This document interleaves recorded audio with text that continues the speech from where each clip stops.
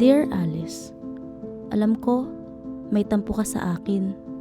Malungkot din ako, kasi tayong dalawang magkasangga, di ba? Kaya lang, kailangan mong maintindihan na hindi lahat ng bagay makukuha mo. Hindi lahat ng pwede sa iba, pwede rin sa'yo. Another day, another window shopping. Halang, so giving naman tong bag na to. Sana ako din. Hala, ang perfect naman etong shoes na to. Bagay na bagay sa akin. Hala, bagong iPhone. Perfect for me. Kakaroon din ako nito. Akala ko naman, okay na. Diba, sabi ko na sa'yo, live within your means. Sa bawat bibilhin mo yung kailangan mo. Hindi yung gusto mo lang. Meron ka na nga, pero you still want more. Ano ngayon ang nangyari? Renta, 12,500. Kano nga yung kuryente ko? Kuryente, 4,500 plus tubig, 800. Credit card, 15,000. Ano ba tong aso ni Ate Cora? Sumasabay sa problema ko. Total, 32,800. Patay.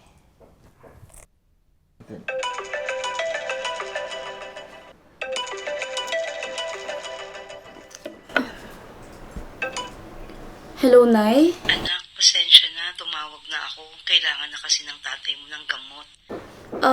Pasensya ka na po, Nay, ha. Hindi ako nakapagpadala agad. Hayaan mo po, gagawan ko ng paraan. Balitaan po kita agad. Salamat sa Diyos, anak. Ingatan ka nawa dyan. Sige po, Nay. Salamat po. Bye po.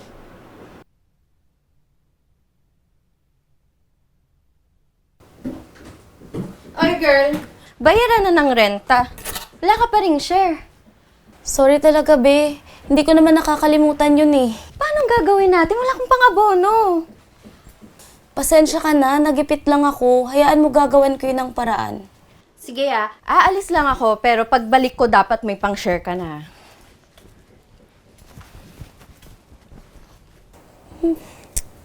Saan ko kaya kukunin yung mga perang kailangan ko?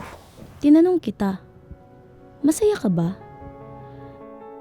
Nakuha mo nga ang mga gusto mo, pero paano naman ang mga obligasyon mo? Nakakahiya ba yung wala kang gamit na maganda? O mas nakakahiya yung mang-aabala ka ng iba dahil sa sarili mong problema? Hello, Kuya Jorel. Baka pwede mo naman ako mapautang. Nagigipit kasi ako ngayon eh. Galing ko lang sa ospital eh. May mga kailangan akong bilhin. Sige, pasensya ka na. Pagaling ka ah. Hello, Ate Tere. Baka may extra ka dyan.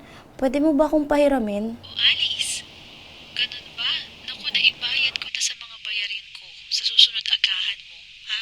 Ay, sige te, pasensya ka na ah. Salamat. Ate Ruby, pwede mo ba akong mapahiram ng pera? Ay, te. Alam mo naman, for surgery ako. Sorry ha, wala ngayon eh. Ganun ba? Sige, sige. Salamat. Ang hirap, di ba? Dahil gaya mo, may kanya-kanya rin pinagdaraanan ng mga tao. Kung kailangan mo, kailangan din nila.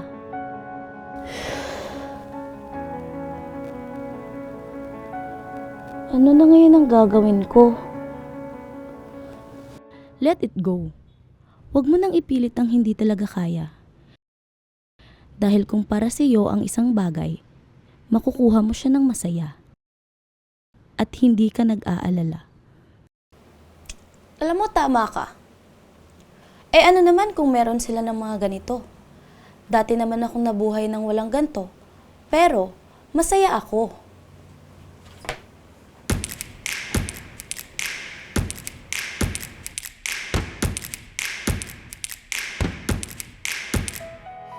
How is my beautiful and gorgeous ate naman today?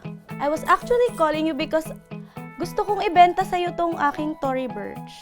Kasi medyo kapos ako sa budget ngayon. Kaya bilhin mo na. Sige na. Thank you so much. Bye! Hey, Mikey girl. Get mo na this. Very pre-loved. Get mo na, 10K lang. Ay! Perfect! Perfect. Huwag kang bibitaw. Salamat sa Diyos sa pagtutuwid sa'yo. You've learned your lesson na. Huwag mainggit o managhili sa iba. Dahil siguradong hindi maganda ang ibubunga. At maging masaya ka kung anong meron ka.